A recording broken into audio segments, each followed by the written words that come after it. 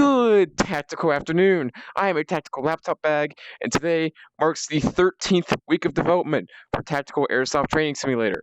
So what do I have for you guys this week? I actually have quite a boatload of changes that I have made. I'm pretty happy with this week. The biggest change of them all, well, not quite biggest, but a very much needed change was the finishing design to the radio and how it interacts and everything. I'm gonna go ahead and turn off the camera to show you guys how that actually works. So you see here, if I go ahead and go to the spawn menu, there are now some extra buttons, and all these buttons are actually smaller. I thought this would actually be really hard to hit at first because I noticed it was a mistake, but it's actually pretty easy to get your finger in there and choose the right one you want. I've tested this on Vive ones, and actually this is quite broken for the ones because the radio is too far back. The controller is like here, and the radio is down there, so you can't reach your finger far enough to actually click any buttons. So I will be getting that fixed next week, because that will be unfortunate that people with Vive ones cannot even get to the improved spawning menu or get to cleanup or menu or anything like that. So anyway, back in the spawning menu, you can see there's a couple different colors. So a green color means it will actually do something. That's what I've been trying to hint at this entire time. So you see the button on the side is green. It does something. The white button is a menu. These should be green. But you get what I mean. So if you go over here, you'll see there is a magazine up here for the gun, and it simply pulls up another menu as like a bunch of different alternatives for that magazine. So you can see there's a 50-round magazine, a 30-round HI-CAPA magazine for the pistol. And of course, to go back, you just pull the trigger, and you can go all the way back to your main menu if you just pull the trigger a bunch of times. So same thing's true for the Masada. You have your Stainag mid-cap and Stainag high caps, but you might notice there is a new selection in here. It is the CIMA M870 Chopped. So this is a tri-shot shotgun, and it is a beautiful model. I cannot believe I pulled this off. It should not look pretty because you've seen the other guns. They aren't exactly the prettiest, but this I'm actually bloody well proud of, and I love it so much. I just love the look and the feel of it and everything. And originally I was going to make the folding stock version, but I didn't have quite enough time to design and implement a folding stock system. I think I have an idea of how I'm going to get that done, but I'm not quite sure yet. Hoping I can get that in by next week, because that would be really nice to have. Yeah, I've also noticed that this has finger tracking. I've put finger tracking back into all of the guns, which means that Vive ones, I'm sorry, but when you shoot, it's going to be doing one of these things again. I'm going to be looking around the code next week to see if I can somehow force a pose to change its finger behavior. Because currently I can only change its finger behavior in the editor, and I don't like that. So I'm going to see if I can find some sort of workaround. Hopefully I can. If not, you'll be living with the open hand grab for a while. So you can, of course, grab the front of the shotgun because it's a two-handed weapon, and you can pull back and then push it back forward. Now you have to make sure the pump stays forward, or you won't be able to shoot. This is actually using an entirely new system. This is not based off of the pistol, even though it has similar functionality. It is an entirely new it's an entirely new class that has its own functionality. It's still based on the generic gun system. So I will have a setting. If you find yourself like just racking this too much by accident, you can just pull the trigger, and that will allow you to rack it instead. This can also end up making you like accidentally leave it like half pumped, which won't let you fire. So I decided to default to always being able to pump it. But again, eventually I will have that become a setting when I finally get a settings menu in this nice little radio here. So right, that's enough talk about features and what is going to happen. You might have seen something. I'll show you that later. But I'm gonna go ahead and take this shell. I forgot to fix the thumb pose on that. So I'm gonna put this in chamber, and you might see there are now 3 BBs coming out of this shotgun because it's a tri-shot shotgun. It's a CIMA M870. You might have also seen that there are BB trails, and I did that so that way it's a lot easier to see your BBs when you're shooting, and so you can easily zero in on targets that are out in the distance like that, rather than having to actually look at your BBs that you're shooting. It's going to be a lot easier to zero in with a Masada now. This is not quite realistic to real life, but because real life is a lot faster than 90 or 144 frames per second, I figured it might be a good idea to have that.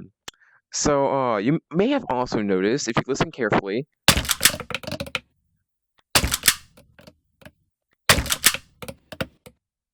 the BBs now have impact sounds. So you can have that classic, just like clattery noise going all over the place. Oops. When you, oh goodness, when you uh, when you shoot any airsoft gun in this, really. So, oh, here we go. We're finally empty. I know this is not how the actual M870 reloads. With this is supposed to open up first, and then you can take the shell out or fit it in.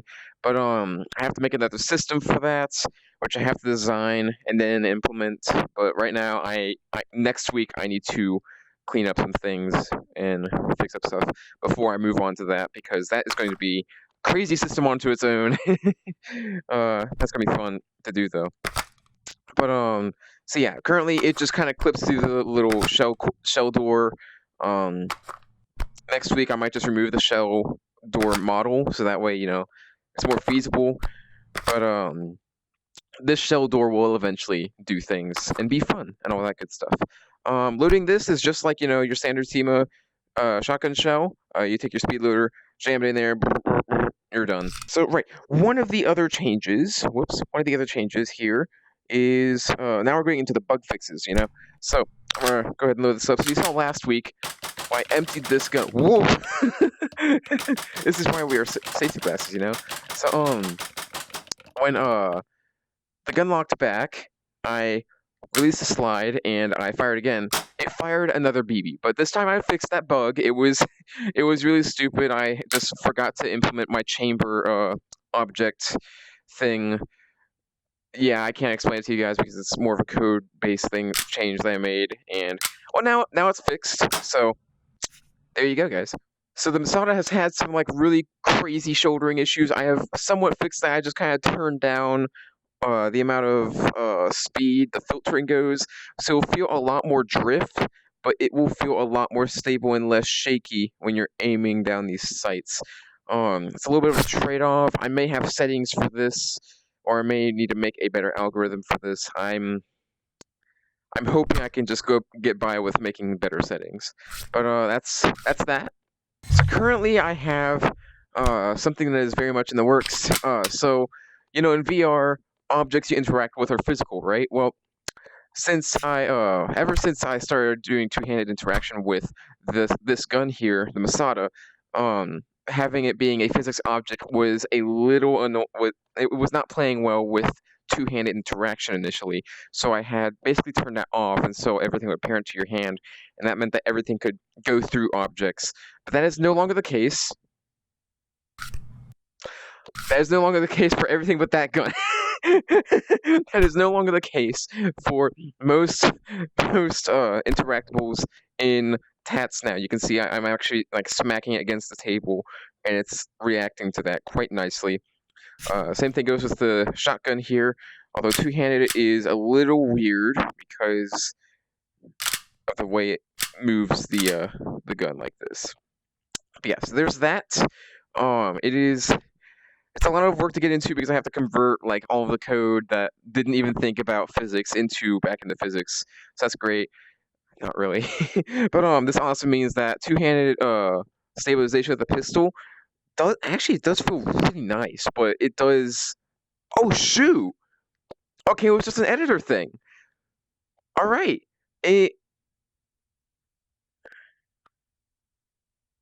All right. So never mind. I said nothing. You'll see some flickering like always. However, wow, that's funny. However, it's actually a lot smoother than before. That or it's just straight up not activating and this is a placebo effect. But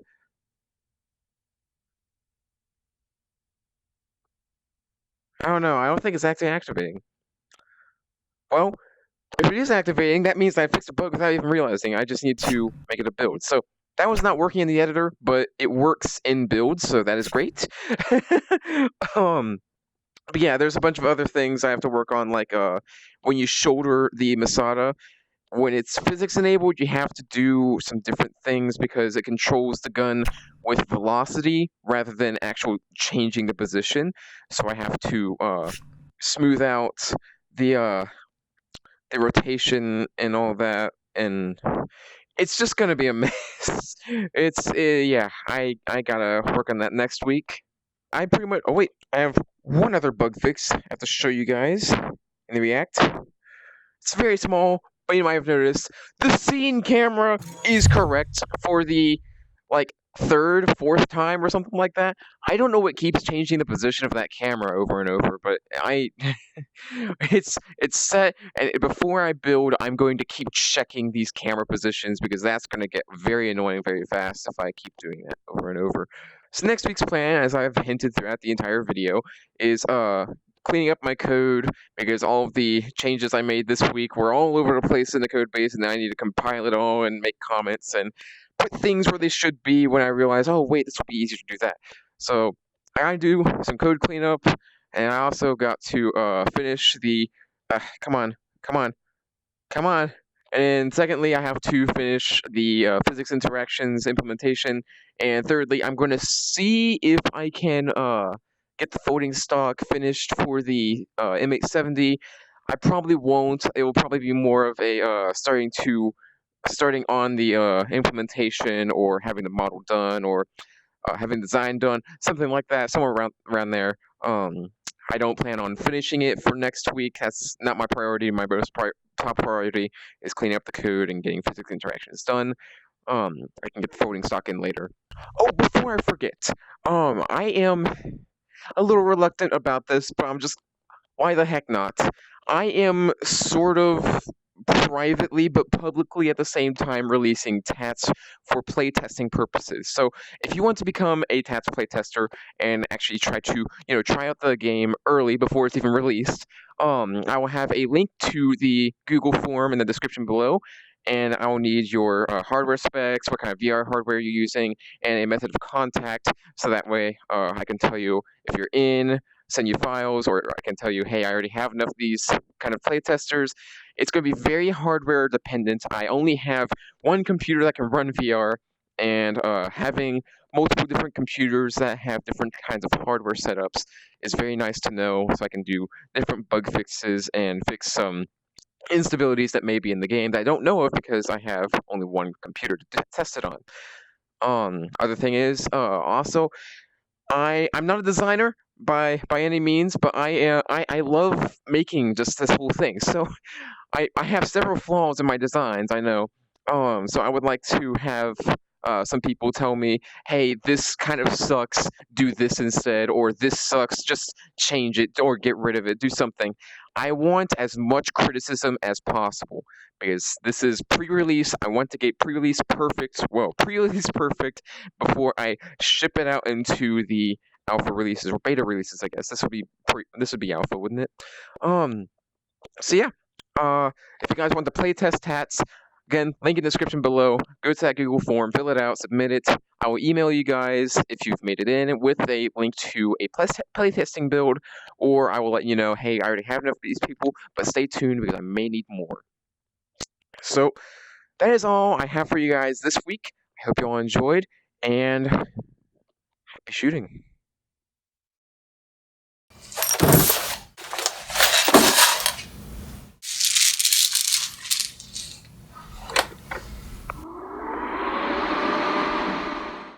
All right. So next week's plan is to get my brain functioning.